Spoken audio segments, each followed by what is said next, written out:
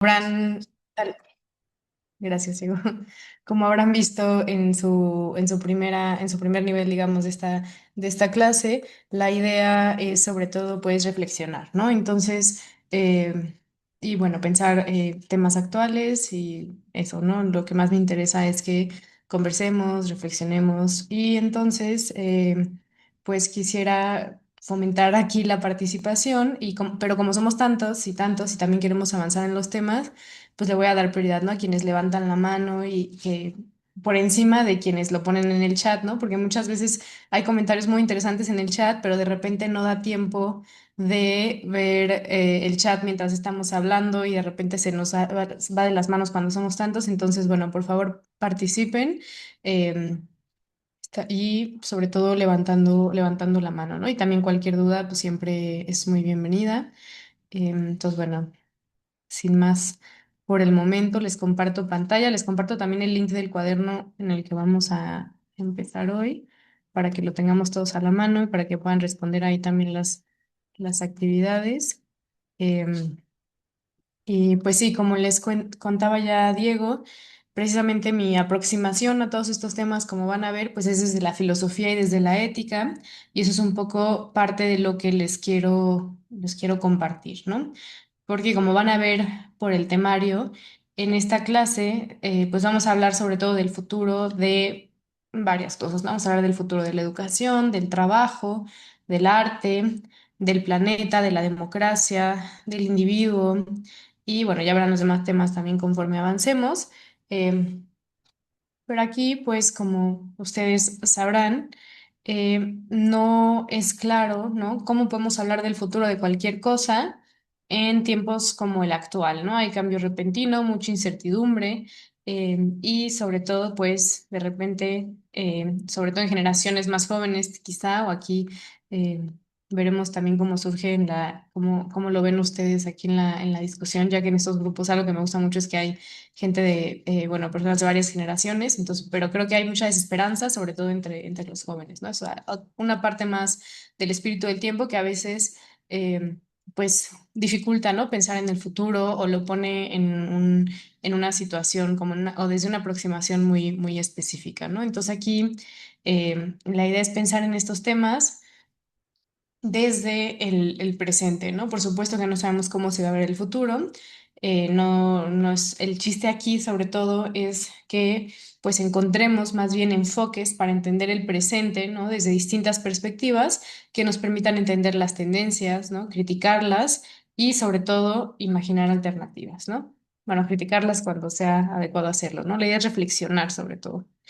Y así, pues la idea es concebir futuros posibles sin caer en la tentación de creer que hay fuerzas históricas inevitables, ¿no? Que nos someten, ¿no? Como pueden ser fuerzas políticas, tecnológicas o ambientales, sino como con la conciencia de que aquí nos toca, eh, pues, moldear el futuro, ¿no? En cierta medida y en la esfera en la que nos movamos, ¿no?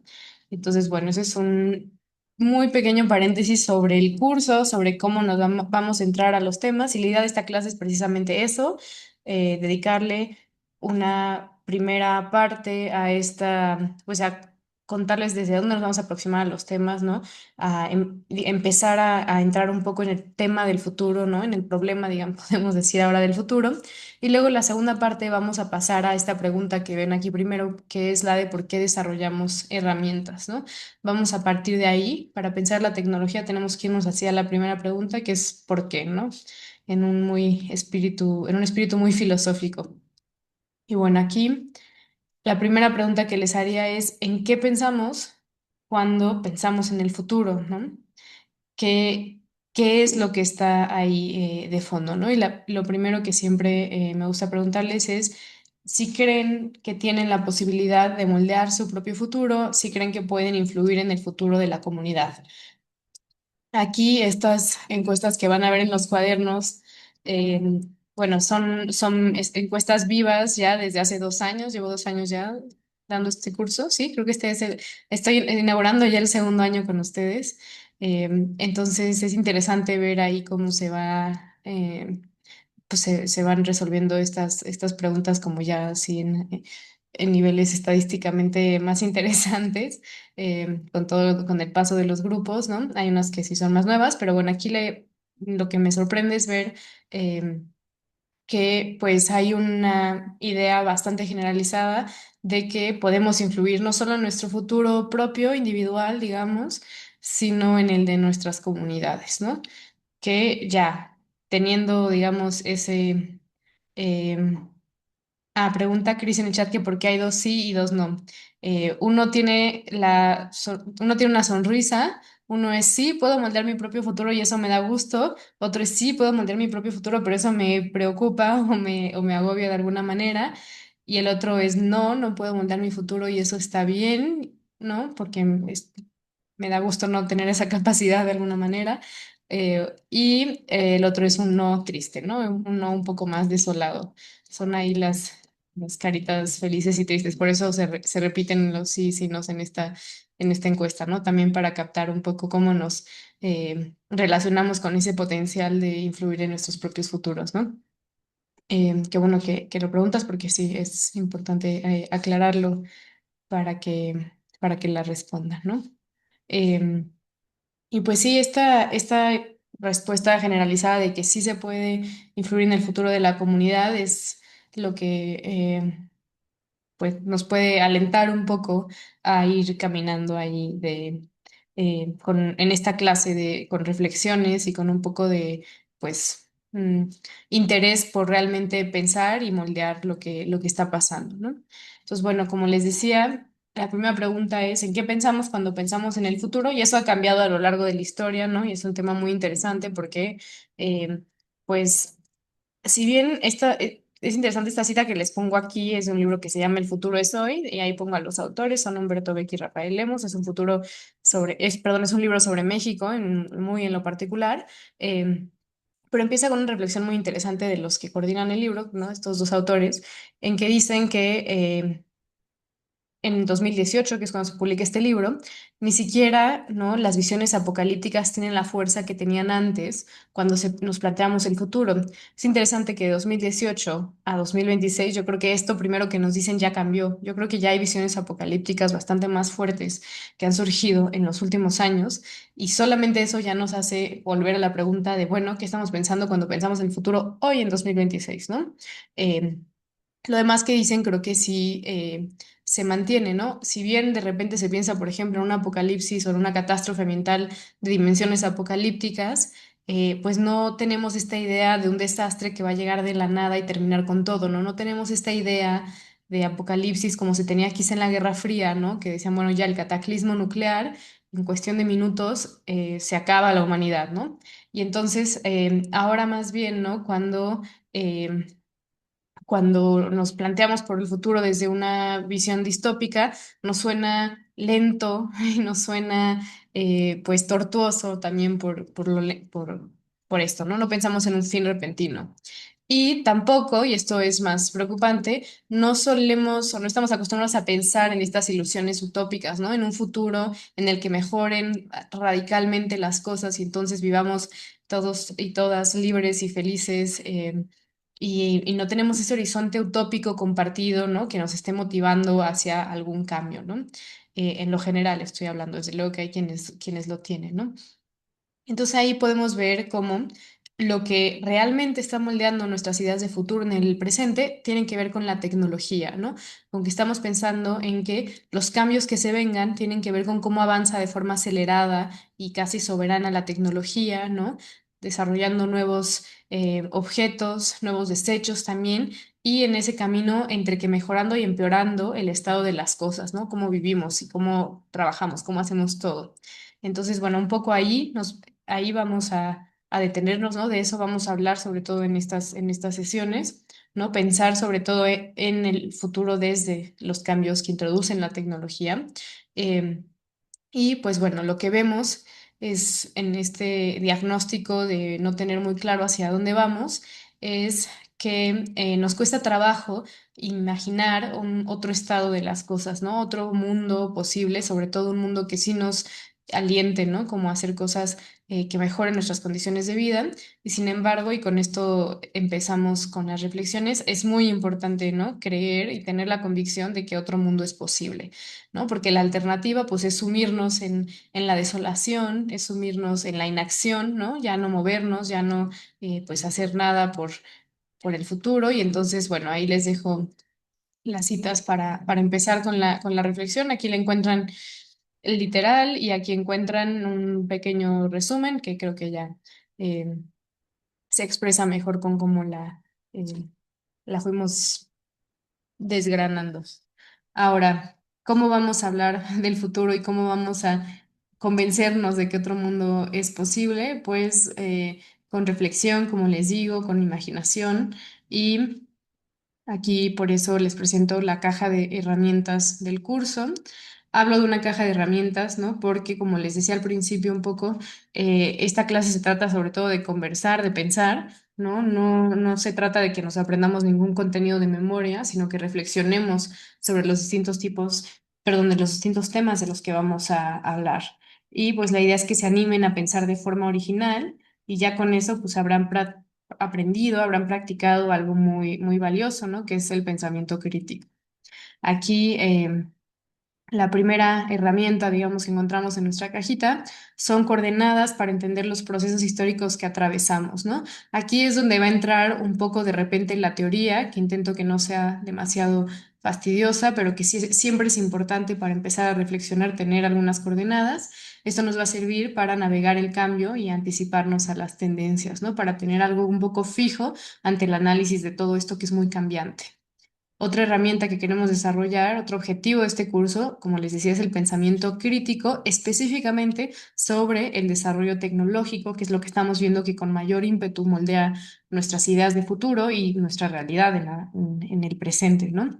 Esto nos va a ayudar a preguntarnos y a identificar qué está en juego y cómo podemos incidir con buenas respuestas a los problemas que ya enfrentamos. Otro objetivo del curso es que salgamos con razones para imaginar mejores futuros. Esta es la herramienta optimista, ¿no? Eh, Porque considero que nuestra capacidad de concebir soluciones alternativas nos distingue del resto, ¿no? La imaginación creativa en ese sentido creo que es la mejor arma que tienen el ingeniero, la ingeniera, pero en realidad cualquier persona, ¿no? Aquí asumo que ya tenemos de todas las carreras. Entonces, bueno, recordemos que la imaginación creativa aplica para todas y todos. Y pues otra razón que es insistir en que el futuro nos pertenece y no está escrito. Nuestra última herramienta, o nuestro último objetivo del curso es tener razones para idear soluciones tecnológicas para el bien de todas y todos, más allá del imperativo económico, ¿no? De aumentar las ganancias. Siempre es importante, obviamente, aterrizar en la realidad, en el objetivo que tenemos, pero la idea de esto que planteo aquí es que se entiendan las soluciones que vamos a proponer, ¿no? Desde la ingeniería, desde la mercadotecnia, desde la tecnología en general, desde un punto de vista primero de pensamiento crítico, primero desde la ciencia, digamos, más que desde la mercadología, porque si bien esa es una herramienta muy potente, hay que empezar desde el principio, ¿no? ¿Cuál es el problema que tenemos enfrente? ¿Cómo lo vamos a solucionar? ¿Y cómo podemos asegurarnos de que esa solución que estamos proponiendo sea ideal, ¿no? Vamos a profundizar un poco en esto en la segunda parte de esta misma clase. Y bueno, aquí también entra la parte de la ética, ¿no?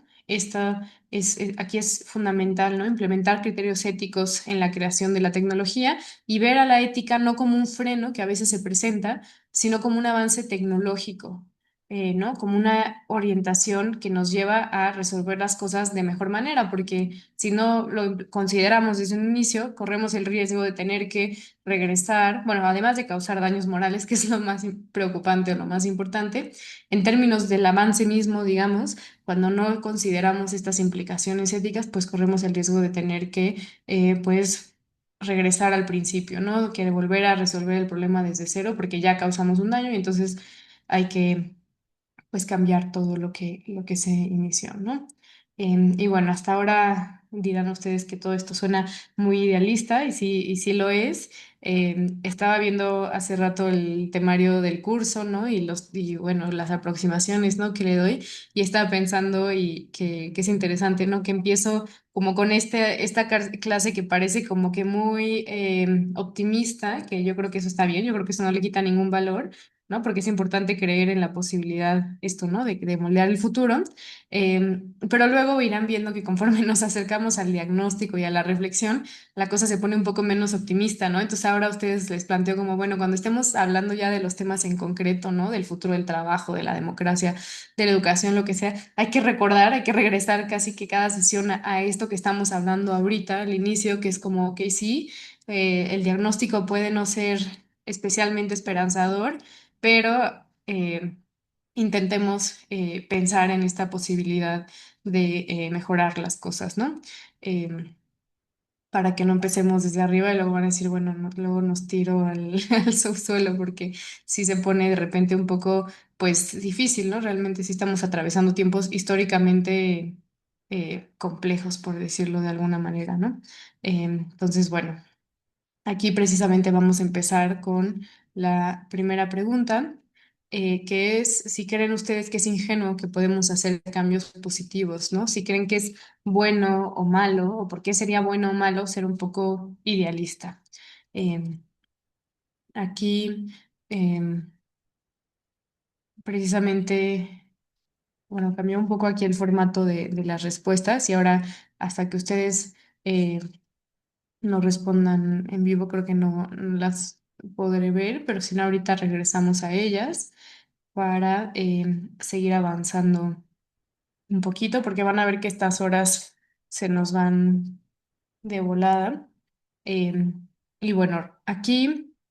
Nuestra reflexión va a girar sobre muchas preguntas. Van a ver que estas son así solo como preguntas muy iniciales, ¿no? Detonantes, pero vamos a reflexionar de manera crítica sobre todo sobre cómo nos moldean nuestras creaciones, qué razones nos llevan a crear herramientas, quiénes de hecho las crean y a quiénes beneficia el desarrollo tecnológico, qué consecuencias positivas o negativas puede tener el desarrollo de nuevas tecnologías y pues sobre todo a dónde vamos y qué podemos hacer al respecto, ¿no? Estas son las como grandes preguntas, luego vamos a ir centrándonos de forma mucho más específica, como van a ver, y la idea es que nos acerquemos a estas preguntas desde cuatro ejes. El primero es la filosofía, ¿no? Ya les decía que de ahí vengo y por más que lo intente no me puedo alejar, pero bueno, desde la filosofía nos vamos a preguntar por qué creamos, cuál es el sentido de nuestras creaciones y cómo funcionan de hecho, ¿no? ¿Qué hay más allá de lo evidente?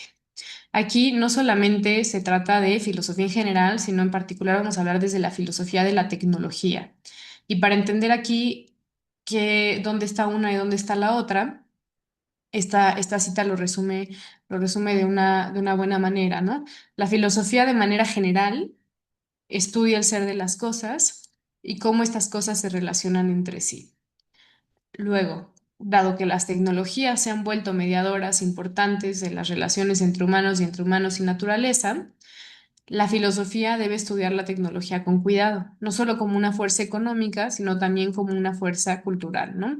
Siempre que vayamos a estudiar cómo está el mundo, ¿no? O el ser de todas las cosas, pues terminamos estudiando las relaciones y esas relaciones ahora están mediadas por la tecnología y entonces por eso se vuelve tan importante la filosofía de la tecnología, ¿no? Que busca comprender tanto la práctica de diseñar y crear herramientas como la naturaleza de estas herramientas mismas.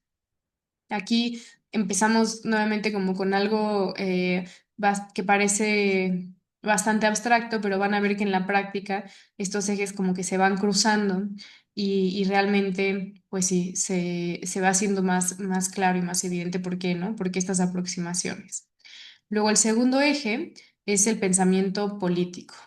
Esto nos lleva a hacer una reflexión en dos escalas, ¿no? En la escala individual y en la escala colectiva. Ir siempre, no solamente quedarnos siempre, ¿no? En cómo va a ser el futuro de X para mí, sino cómo va a ser el futuro, pues, compartido, ¿no? Aquí le voy a decir un poco de la sociedad al individuo y de regreso, ¿no? Vamos a hablar, por ejemplo, de lógicas comunitarias y de lógicas individualistas. Vamos a estudiar algunas dinámicas sociales y vamos a introducir algunas claves teóricas de pensamiento político para leer el presente.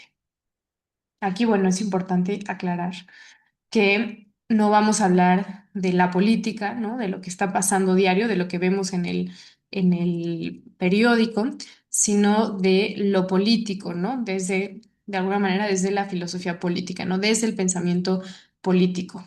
Aquí la diferencia crucial es que lo político no tiene que ver, o bueno, sí tiene que ver, pero no consiste en cómo nos organizamos, ¿no? Cómo organizamos lo público, ¿no? La república, ¿no? La cosa pública, sino en cómo cuidamos las relaciones que nos hacen sociales, ¿no? En cómo concebimos lo público, ¿no? En cómo entendemos cómo nos integramos de alguna manera, ¿no? En este común, en esta cosa pública, y cómo entonces, pues, le entendemos la acción colectiva, los diferentes actores que juegan parte en cómo nos organizamos, en cómo nos relacionamos, ¿no?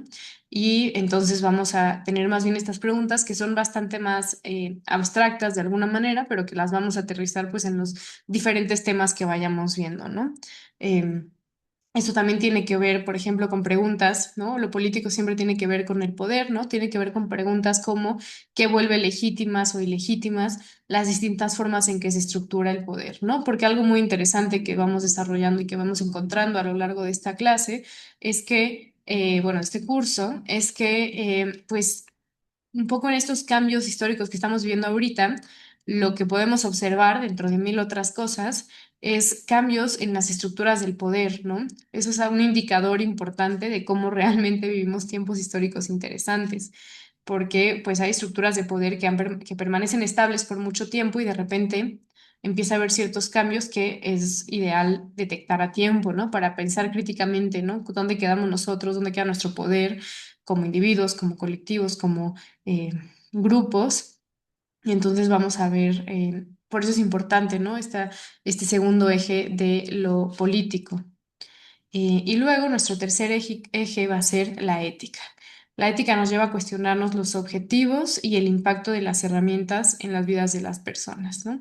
Desde la ética, siempre hay que empezar desde el principio, ¿no? La primera pregunta de la ética, se dice, ¿no? En la teoría, es cómo debemos vivir, ¿no? Una pregunta así súper, súper, súper general, ¿no? Pues cómo debemos vivir, cómo es vivir bien, qué es vivir bien, qué es vivir mal, ¿no? Esas son las primeras preguntas, las más generales de la ética. Pero hoy en día, ¿no? Sabemos que cómo vivo yo, ¿no? Que cómo vivo yo como individuo depende de cómo viven las demás personas y viceversa. Y ya no solo las personas, ¿no? También pues, seres vivos, sistemas ecológicos, etcétera. Entonces, en ese sentido, la ética se ha vuelto necesariamente global y nos exige aterrizar esta pregunta, ¿no? Ya no vamos a preguntarnos, como lo hizo Platón, cómo debemos vivir, sino cómo hemos de vivir según nuestras responsabilidades hacia la comunidad inmediata, local y global. Entonces, un poco cuando hablamos de ética, estamos pensando sobre todo en ética en estos dos niveles, ¿no? Siempre en el individual no deja de ser importante, pero también el global, ¿no? Em, Aquí pues hay muchas preguntas, van a ver que van a ir saliendo a lo largo de los temas, pero las primeras, las preguntas centrales de este eje de la ética, tienen que ver con qué beneficios y qué daños causan o pueden causar las nuevas tecnologías, qué justifica el desarrollo de más herramientas en una sociedad desigual y en un planeta con recursos ilimitados, perdón, limitados. Eh, es importante esa diferencia, ¿no? Y bueno, estas son preguntas gatillo, pero van a ver que hay pues muchas más.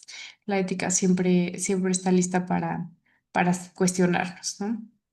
Y por último, como se trata de pensar hacia el futuro, pues debemos mantener un contacto con la imaginación, en concreto pues con la imaginación creativa, porque esta nos permite comprender y crear narrativas para darle sentido a la realidad y navegar el cambio. Estas narrativas pueden ser ficticias, ¿no? Como en la ciencia ficción, o pueden ser predictivas, ¿no? Aunque realmente no tengamos esa bola de cristal para ver el futuro. En realidad, pues desde la imaginación creativa, la idea no es así solamente concebir, digamos, eh, futuros imposibles, ¿no? En términos así ya reales, ¿no?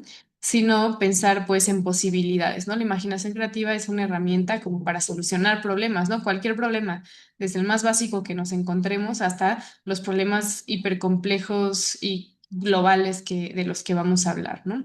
Entonces, en este sentido, la imaginación, aquí nuevamente cito a estos autores que citaba al inicio. Este eje de la imaginación creativa es importante porque hace posible el pensamiento, ¿no? Sin imaginación realmente no hay pensamiento, ¿no? Eso porque las grandes ideas se obtienen de la reflexión sobre algo que puede ser deseable o temible en el futuro, ¿no? Que no encontramos en nuestra realidad inmediata. ¿No? Cuando podemos realmente pensar es porque estamos concibiendo, imaginando unas consecuencias, ¿no? Y pues la imaginación no solamente es necesaria para el pensamiento, ¿no? Aquí os dicen no hay verdadero pensamiento sin ideal, ni crítica sin utopía, sino que en ese sentido también la imaginación es necesaria para la acción y para el cambio, ¿no? La imaginación es lo que ha movido a la historia, ¿no? Porque pues al final la historia del mundo es la historia en que los modos en que estas imágenes que tenemos del futuro ideales pues se van volviendo horizontes hacia dónde actuar. Eh, y en ese sentido pues vemos eso, ¿no? Que la imaginación creativa pues, se vuelve la causa o puede llegar a ser la causa de todo. Entonces cuando hablamos del futuro no podemos dejar fuera la imaginación, ¿no? Entonces, bueno, aquí esta clase sobre todo se trata de hacer preguntas, ¿no? De reflexionar y porque creemos firmemente la importancia de hacernos las preguntas necesarias, ¿no? Estos ejes se resumen en un ¿para qué o por qué? Prácticamente.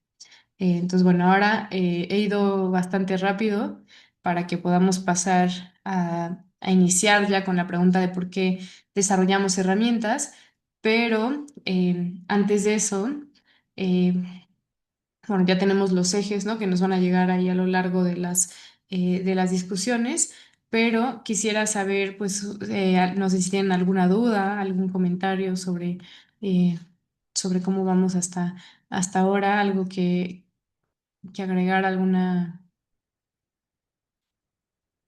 duda o comentario.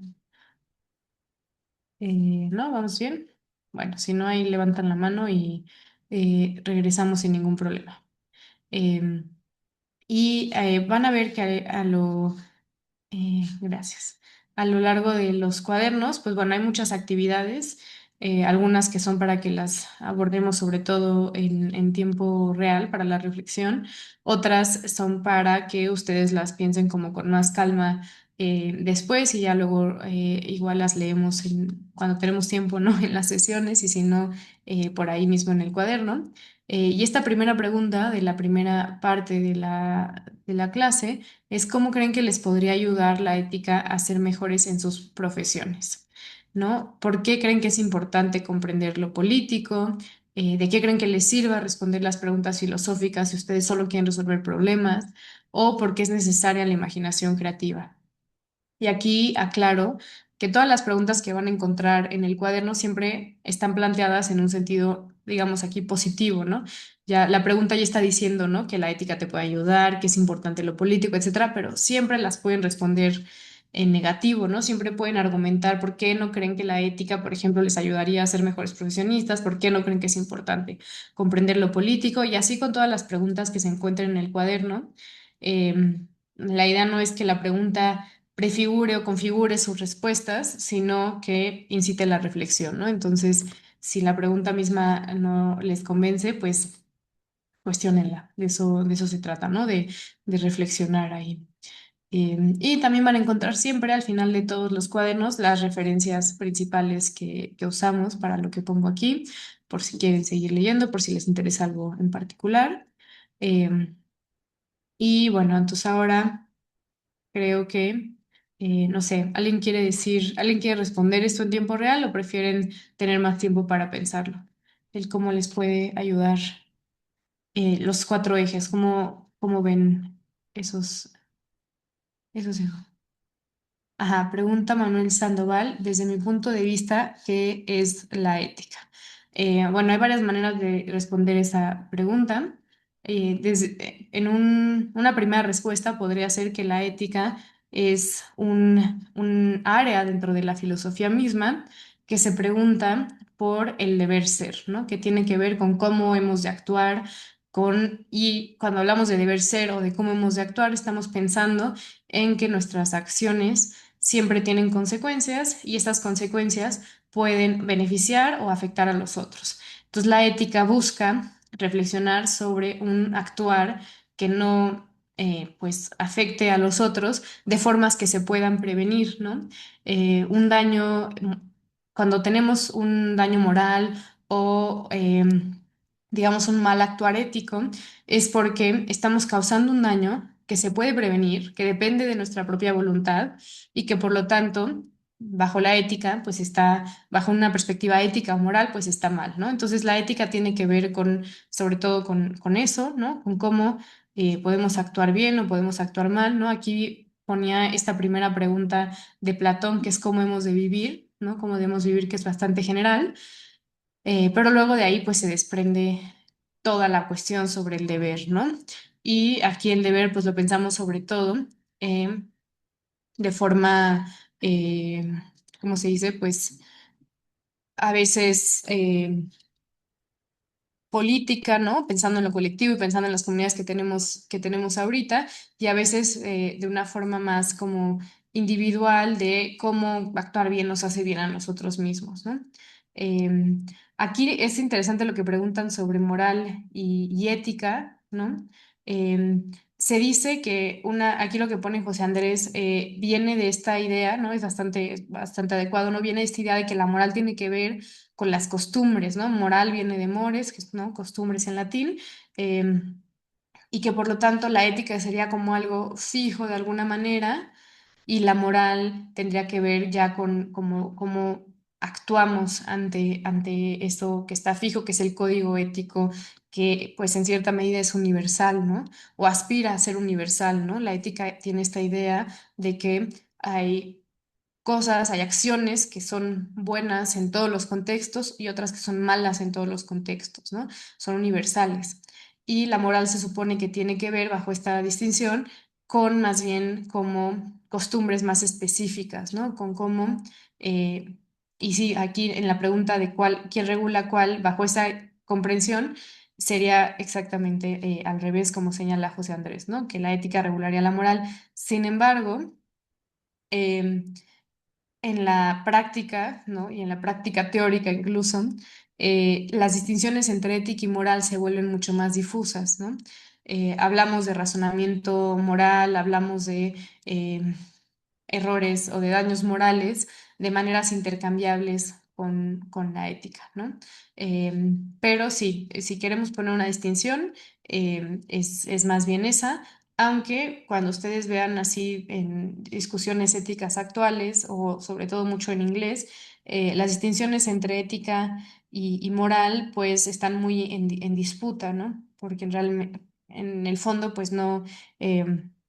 ambas atienden ambas partes, ¿no? Desde la ética se puede pensar, pues incluye todo lo que tiene que ver con cómo actuamos y por lo tanto, pues con las costumbres. Entonces, las distinciones eh, están un poco en disputa, pero yo en realidad uso los términos ética y moral normalmente de forma intercambiable, salvo en casos excepcionales, para evitar precisamente como que estas confusiones. Pero es un tema muy interesante, ¿no? Podríamos ahí también eh, ahondar, aunque más bien le voy a dar la palabra a Miguel, por favor. Hola, buenas noches, licenciada. Buenas noches a todos. Desde mi punto de vista, creo que la pregunta, o bueno, las preguntas que nos presentan son un gran reto y creo que ante una crisis humanista o una crisis de lo humano en cuanto a la capacidad de relacionarnos, a la capacidad de buscar el bien, en el sentido en donde pues pareciera que de pronto estamos muy enfocados en solamente hacer cosas que funcionen, pero no nos detenemos a pensar en si eso está beneficiando al mundo o no, a la persona o no. Y creo que por eso es importante tener en cuenta el punto de vista ético que impulse esta creatividad o esta imaginación para claramente avanzar a un futuro que no nada más se reduzca, ¿verdad?, a una cuestión material, sino integral. Por eso, de mi parte, pues creo que es importante por eso comprender lo político en la sociedad en general y esas respuestas, o más bien esas adecuadas preguntas provienen de esa filosofía, ¿no? Que nos ayudarán a crear o a buscar un futuro en donde pues esta ética sea universal, pero lo más integral en el desarrollo de lo que llamamos humano.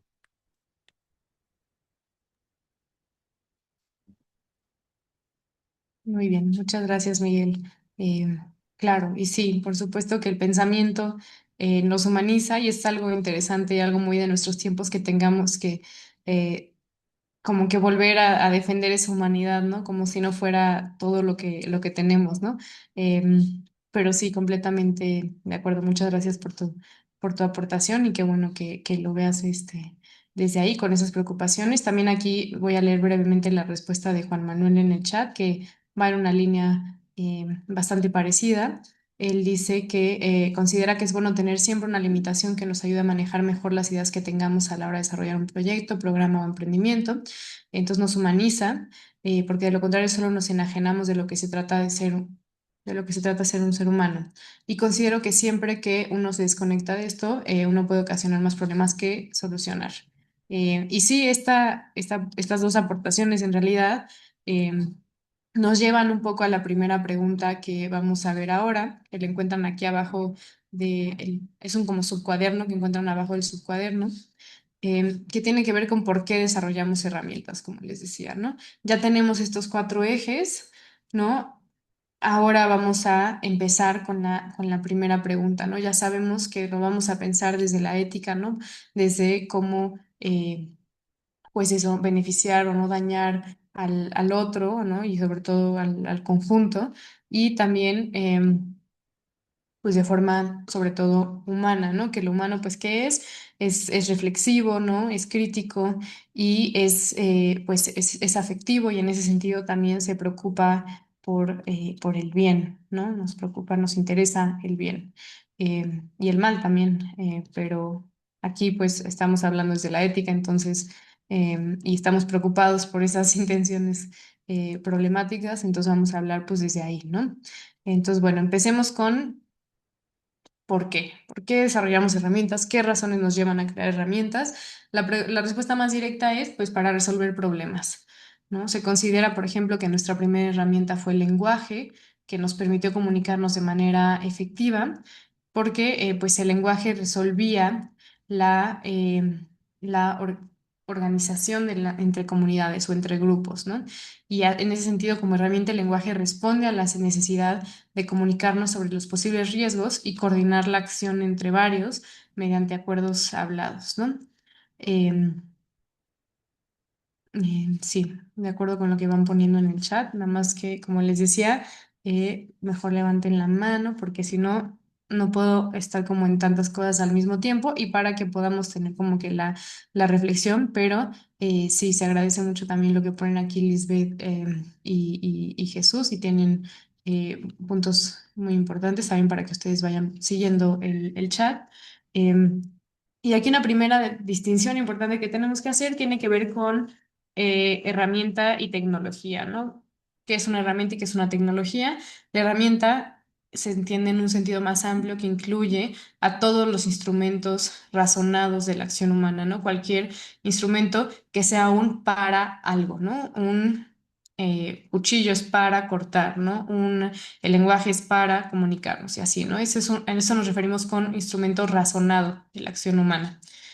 No es algo tan, digamos, no es tan primitivo, ¿no? Como algo que ya está en la naturaleza, sino que ya tiene una función, un objetivo, ¿no? Un fin. Y la tecnología se entiende como el conjunto de teorías y técnicas que permiten aprovechar de forma práctica el conocimiento científico, ¿no?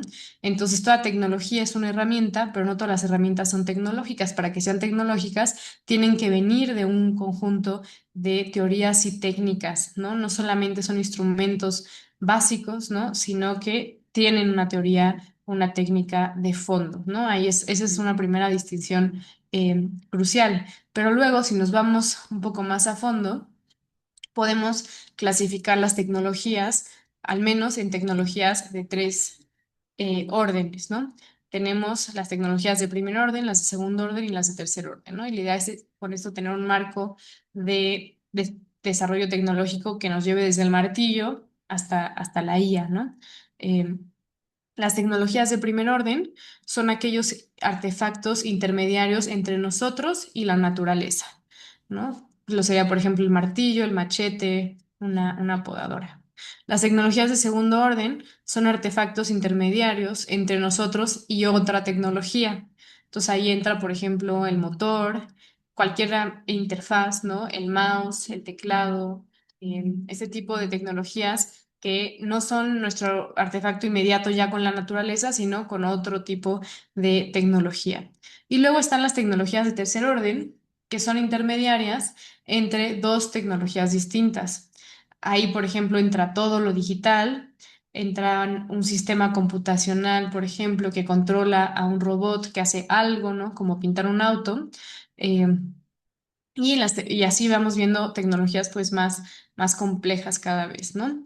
Ahí, conforme se va complejizando el desarrollo de herramientas y tecnologías, su impacto también se vuelve más complejo, más indirecto y menos predecible, ¿no? Por eso es importante tener estas distinciones entre herramientas de primer orden y herramientas o tecnologías de tercer orden, ¿no?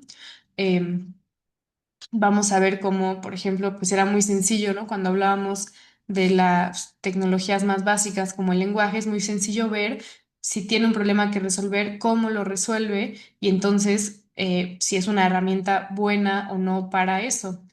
Pero aquí voy a presentar al primer gran autor que vamos a ir revisando también a lo largo un poco de las sesiones. em, que es Ivan Illich, bueno, fue un filósofo austriaco-mexicano, bueno, austriaco-mexicano más bien, que abordó mucho el problema de las herramientas y nos invitó sobre todo a reflexionar sobre los efectos del uso de herramientas modernas sobre la sociedad, ¿no? Y él habló de cómo hay herramientas que son improductivas. Esta definición va a ser clave para tener un análisis crítico de las herramientas, ¿no? Una herramienta es improductiva cuando se crea con el objetivo de resolver un problema, pero a la hora de emplearse o modifica el problema que se buscaba solucionar en un principio y termina por no lograr su objetivo, ¿no? Por no solucionar el problema, o en el peor de los casos, empeora el problema, ¿no? Entonces, una herramienta es improductiva cuando no solo bueno, o no soluciona o empeora el problema. Y en muchos casos ocurre lo segundo, ¿no? Em, el ejemplo más clásico que se pone de una herramienta improductiva es el del coche, sobre todo el coche en las ciudades, porque el coche se creó para facilitar el problema del transporte de las personas y para cortar los tiempos de traslado, pero en nuestras ciudades actuales, la infraestructura que se crea para los coches y la cantidad de coches que termina habiendo dificulta los traslados por otros medios y entonces ese tráfico causado vuelve más lentos los traslados, ¿no? Nos quita autonomía. Y no solamente es el tráfico, sino que la infraestructura pues interrumpe el flujo de movimiento de otras maneras, ¿no? Por ejemplo, si ves una gran ciudad y de repente tienes que caminar a algún lugar, pero te cruza una avenida gigante de alta velocidad que no tiene, ¿no? Te cruza el periférico o alguna de esas grandes vialidades que no tienen, pues, que no tienes forma de cruzar ahí, pues te dificulta el traslado porque tienes que caminar hasta que encuentres un puente peatonal o tienes que cruzarlo de otra manera. En fin, el punto es que los coches y la infraestructura que se crea para los coches terminan no solucionando el problema de la movilidad, sino incluso empeorándolo. Y en ese sentido, pues son herramientas improductivas. Ahora, ¿cuál sería una herramienta realmente productiva, ¿no? Un contraejemplo, en el caso del coche, es la bicicleta, ¿no? Se dice que la bicicleta, pues sí logra su objetivo en tanto que facilita el traslado y acorta los tiempos de traslado, eh, porque no requiere, por ejemplo, estas infraestructuras que son privativas, porque al ocupar menos espacio no satura la calle de la misma manera en que lo hacen los coches que vuelven más lento el traslado, y por una serie de factores que de hecho pues sí calculó matemáticamente, ¿no? Iván Illich y otros de sus seguidores siguen actualizando este cálculo, para seguir comprobando cómo, ¿no? En términos de distancia, de velocidad, de cantidad de personas, el coche se sigue manteniendo como una herramienta improductiva, mientras la bicicleta, incluso en esas ciudades donde hay demasiadas bicicletas, sigue siendo una herramienta productiva para resolver el problema de la movilidad, ¿no? Entonces, bueno, este es un marco inicial que nos permite llevar a preguntarnos, ya en nosotros en la práctica, cómo sabemos que una herramienta dada, una herramienta que creamos, es la mejor forma de solucionar el problema y cómo nos aseguramos de no crear nuevos problemas al intentar resolver un problema inicial, ¿no? Esas creo que son preguntas cruciales, ¿no? Para empezar, sobre todo, ¿no? Para ustedes, ¿no? Como ingenieras, como ingenieros, como mercadólogos incluso, ¿no? Todos siempre, bueno, en general en cualquier área, siempre estamos intentando solucionar problemas y entonces, ¿cómo nos aseguramos de que nuestra solución propuesta es la mejor y cómo no creamos otros problemas? Sí, Aram, dinos, por favor. Yo tengo una pregunta como de perspectiva. Es que a lo que pues yo he visto, ¿no? Históricamente, es que realmente creo yo que como humanos no pensamos en, en el problema en el que se puede convertir la misma herramienta, porque históricamente creo yo que primero solucionamos el problema que está en el presente y luego viene tal vez esa contradicción de que la herramienta luego puede generar un problema. Y como creo que no vivimos tanto para verlo, al menos en el pasado últimamente, por eso nunca, pues no se piensan en las consecuencias porque ya se solucionó o se mejoró el estilo de vida por lo mismo, ¿no? No sé, creo yo un ejemplo, la revolución industrial, cuando los niños trabajaban. Entonces, no, nadie pensó en tener leyes laborales y toda la complicación económica que se iba a generar gracias a esa revolución hasta un siglo después. O sea, el problema que viene consecuente a la invención de la herramienta, creo yo que por, por la cantidad de tiempo en el que nosotros estamos dentro del presente, no alcanzamos a ver ese problema. Hasta mucho después como sociedad, ¿no? O bueno, no sé, es como que lo que vengo teorizando. Sí, muchas gracias, Aram. Sí, creo que es un planteamiento muy interesante el que haces porque es cierto, ¿no? Que de repente podemos pensar una solución acotada a un problema, pero cuando eso se escala, ¿no? Cuando eso crece a nivel ya, pues del coche, ¿no? El caso del coche puede ser también ilustrativo de eso, ¿no? Quizá si vivo en el campo y descubro que puedo moverme más rápido con un motor y una serie de llantas, sí me soluciona el problema del traslado porque me va a mover más rápido que con el caballo o que caminando, ¿no? Pero en la escala más amplia de las ciudades y de los coches grandes y de todo esto, pues ya se vuelve una herramienta improductiva, ¿no? Por ahí va un poco lo que nos dice Aram, que a veces no podemos prever esas consecuencias como tan a gran escala y en el futuro, ¿no? Y en el tiempo. Y eso es un planteamiento muy interesante. Aquí un poco lo que dice Iván Illich, ya como entrando más en el fondo de su pensamiento, tiene que ver precisamente, bueno, en parte atiende esa inquietud, que es pensar en las herramientas de la modernidad. Y eso que implica que vivimos en una era para empezar, pues con muchas personas, ¿no? Para empezar, sobre todo en contextos ya muy complejos en el sentido en el que somos muchos, con fines y objetivos muy diferentes, con ideas diferentes y sobre todo, pues en estados o naciones que tienen ciertas estructuras, ¿no? De poder, de organización de la sociedad misma y que que terminan moldeando también, ¿no? Como una pequeña herramienta, digamos, se vuelve un sistema de alguna manera, ¿no? Como la irrupción del coche se vuelve un sistema que es el de la ciudad, ¿no? Entonces, un poco un ejercicio que se puede hacer para intentar ver desde el presente y desde una escala, digamos, más sencilla, si nuestra herramienta puede causar más problemas o no, sería pensar en qué pasaría si nuestra herramienta se usara a gran escala, ¿no? Y sí, bueno, a gran escala, ¿no?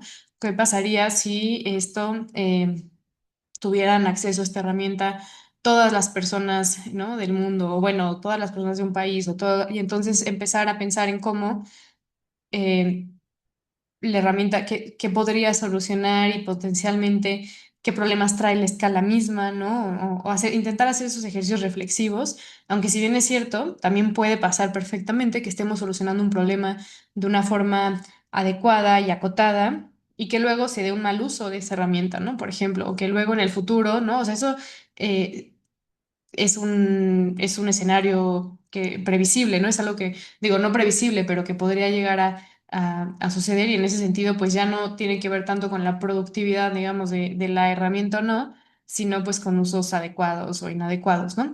Eh, pero es una pregunta muy, muy interesante y que nos deja reflexionar y ver cómo pues realmente tenemos un campo, digamos, acotado de previsión de las consecuencias, pero eso no deja de eximirnos, ¿no?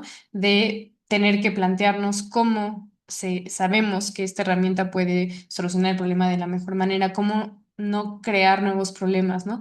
Tenemos que hacer un ejercicio, un esfuerzo extra, digamos, de reflexión para intentar llegar a esas consecuencias, ¿no? Esperando idealmente que no se nos escape, ¿no? Pero es un muy buen punto que pues realmente muchas herramientas pues no se hicieron pensando en los problemas que iba a causar, pero al final pues terminan causándolos, ¿no? Aún así hay quien puede argumentar que, por ejemplo, pues eh, hay herramientas que terminan siendo improductivas por cómo se plantearon por cómo se plantearon para solucionarle un problema a un grupo sin preocuparse, ¿no? Por ejemplo, a consumidores de un tipo, sin preocuparse en tal vez cómo las personas que no tienen acceso a esas herramientas podrían llegar a tener un problema derivado de no tener acceso a esas herramientas, ¿no? Por ejemplo, ¿no? Estas son preguntas que sí nos podemos hacer en el presente que nos ayudan a ver estos posibles puntos de quiebre, ¿no? Estos posibles lugares donde la herramienta se vuelve improductiva, donde genera nuevos problemas, ¿no? Pensar en a quiénes va a beneficiar esta herramienta, pensar en a quiénes podría no beneficiar y de qué maneras, o cómo el acceso o la falta de acceso a esta herramienta puede crear nuevos problemas, ¿no? Y así hay otras preguntas que habría que plantearnos para intentar poder hacer este ejercicio desde el presente, sabiendo que tenemos esas limitaciones que muy bien identificaste y señalas, ¿no? Eh, entonces, bueno, es una herramienta crítica, ¿no? Bueno, estas preguntas terminan siendo herramientas críticas que pues tienen que llevarnos a nuevas preguntas también, ¿no? Y a nuevas formas, y a más reflexión que nos hagan pues no resolver las cosas sin pensar en sus consecuencias, ¿no? Sobre todo eso es lo más importante, yo creo. Eh, pero sí, también voy a investigar un poco más porque yo también me quedo con preguntas sobre este problema de lo que dice Illich, de cómo desde el presente se puede hacer ejercicio de prever esos daños a gran escala y en el futuro, ¿no? Lo que recuerdo de entrada es solo eso del acceso, ¿no? Y esa parte de pensar en cómo una herramienta se vuelve un sistema, ¿no? Habla él sobre todo del sistema de movilidad, del sistema de salud y el sistema educativo, ¿no? De cómo un planteamiento para resolver un problema llevado a una escala, convertido en un sistema, se puede volver en cierta medida improductivo, ¿no? Y bueno, es muy interesante, les recomiendo mucho leerlo a él o leer libros, hay varios libros que lo explican porque tiene mucha obra, el Fondo de Cultura tiene todas sus obras y son así como un metro de libros acomodados, o hasta más probablemente, pero hay autores también que pues han hecho como libros más introductorios, ¿no? A mí me gusta mucho y recomiendo uno que se llama Otra modernidad es posible, de Humberto Beck, que es el que también cité en el bueno, uno de los autores que citamos en la primera parte del cuaderno, que resume de forma muy clara estas propuestas de Ivan Illich, que creo que son muy interesantes, y me alegra que hayan suscitado también tanta, reflexión, ¿no? Y comentarios y preguntas. Bueno, se nos está acabando el tiempo, pero lo bueno es que ya nada más quedan estas preguntas que se van a llevar a casa, nada más eh, las repasamos y ahorita también quiero leer un comentario del chat brevemente. Em, pero bueno, la primera cosa que tenemos que hacer, también en la línea de esta pregunta o inquietud que tiene Aram, es para evaluar las herramientas actuales, para evaluar también cómo resolvemos un problema, tenemos que empezar por preguntarnos qué tipos de problemas tenemos, ¿no? ¿Qué problemas queremos resolver? ¿Qué problemas son importantes? ¿Qué problemas tal vez son creados? Porque a veces creamos problemas en la industria sobre todo, ¿no? Y solo así vamos a poder realmente responder a la pregunta de qué herramienta o qué tecnología nos puede ayudar a resolverlo, ¿no? Lo primero que tenemos que hacer es entender muy bien qué queremos resolver y entonces podemos ver cómo lo podemos resolver. Entonces, para un poco empezar a aplicar estas herramientas de cuestionamiento, estas preguntas, les planteo aquí, pues, ustedes qué problemas creen que resuelva, por ejemplo, la IA generativa o qué nuevos problemas crea, ¿no?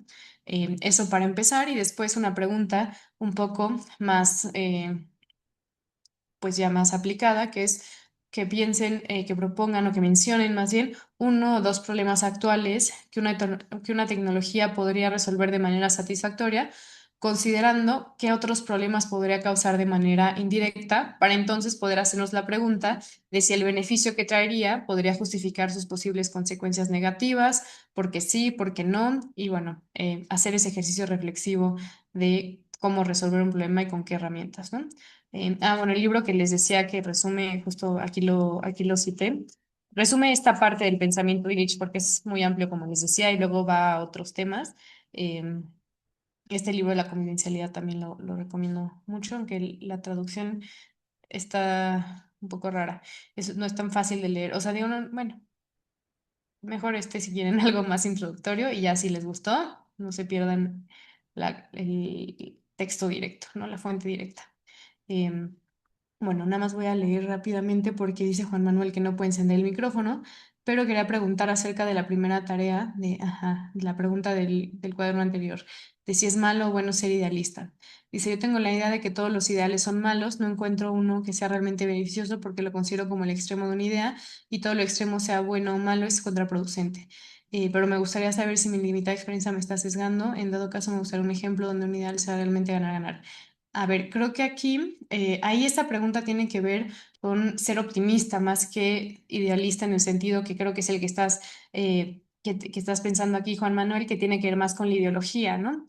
Con cuando tenemos no solamente, digamos, eh, un ideal en el sentido de un horizonte imaginado que nos gusta o un conjunto de valores que nos motivan o que nos parecen adecuados, ¿no?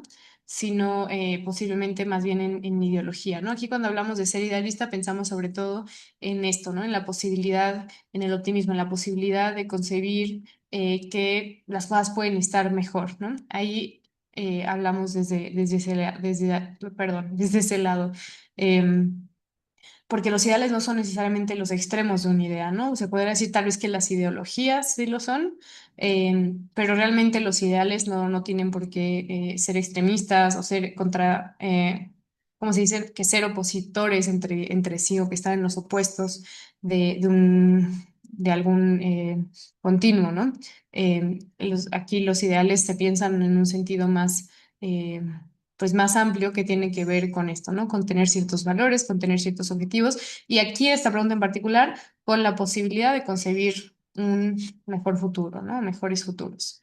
Eh, entonces, bueno, ya les robé 4 minutos, que a estas horas no son menos, entonces vamos a salirnos de la presentación. Y bueno, no sé, ¿tienen alguna duda o comentario antes de que cerremos? ¿Todo bien? Fantástico.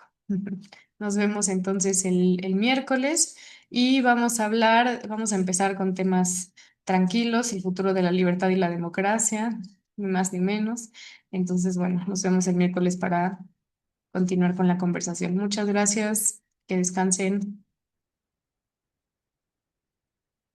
Nos vemos, Bye. Tatiana. Muchas gracias. Gracias, Diego. Chao.